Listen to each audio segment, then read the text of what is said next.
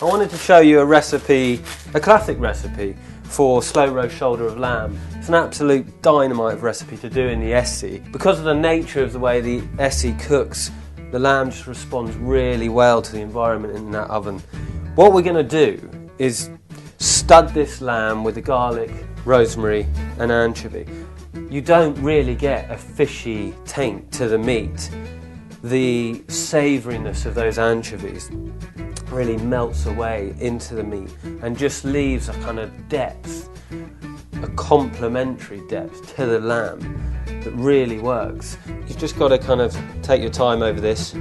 It does take 5 or 10 minutes to stud up a shoulder of lamb with the garlic and rosemary, but it's well worth it because the finished flavour is so dramatic and so savoury and so kind of interesting that it kind of knocks the socks off plain roast lamb. That's the lamb studded up. I'm happy with that. It looks really nice. The anchovies, the garlic, the rosemary, they all add their flavour. I'm cooking it initially in the top oven on a high heat, okay? We want to get some colour on this lamb. All meat has a natural sugar content, and really we want to start to caramelise that by roasting it nice and hot. Caramelising those sugars gives you, untold amounts of flavour. That nice browning of the meat is really important. So that's the first stage. After that, we're going to turn the heat down and let it gently cook. I'm going to set this in the middle of the oven, and the temperature is reading very hot, which is the perfect heat for roasting meat. My shoulder of lamb's ready now. It's had that initial time in the hot oven. So I'm going to take it out and progress to the next stage of the recipe. Oh, it looks absolutely beautiful. Nice bit of colour on there. Now what I want to do is slow cook this over some sliced potatoes, and I've prepared them over here. So what I'm going to do is just take the lamb out of the tray, okay, and just set it there. And with our potatoes, I'm just going to lay them out in the base of the tray. They're sliced probably about ½ centimetre thick, nice and roughly, nice and coarsely. I didn't spend ages of time on it. Just a little bit of salt and pepper. Although the lamb is seasoned, potatoes are going to need a little bit too. Then we can do just another layer. And I'm not being very careful and doing it as if I'm tiling a roof or anything. Right, the lamb's ready to go back in the oven. It's all seasoned up. I've got a large sheet of tin foil here. It's really important that when you foil up the lamb, you make sure that there's no air gaps, because we want to keep all that steam inside. It's the steam that helps to keep the lamb moist and help it cook. We don't want it escaping. I'm going to set this in the top oven. But what I'm actually going to do is turn the temperature down. Carefully slide it in so as not to tear the foil.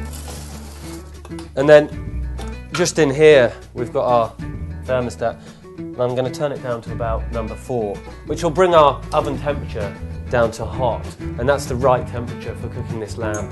So we're going to leave it a couple of hours in here and come back to it, check how tender it is.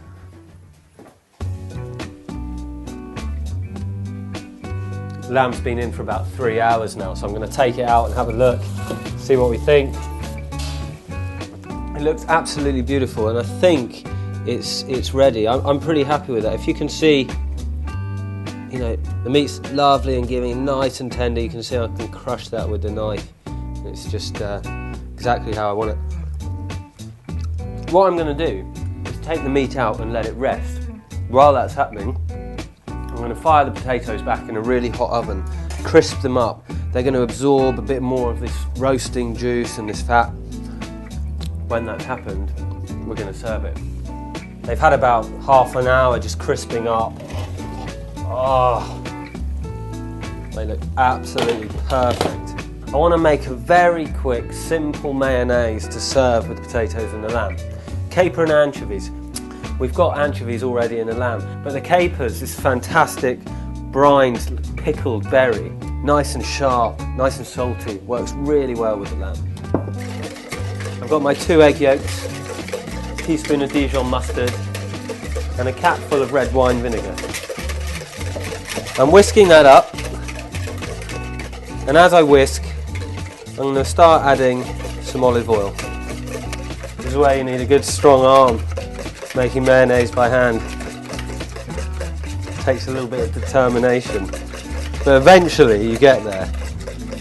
I'm going to lay off the olive oil now and just finish it with a little bit of sunflower.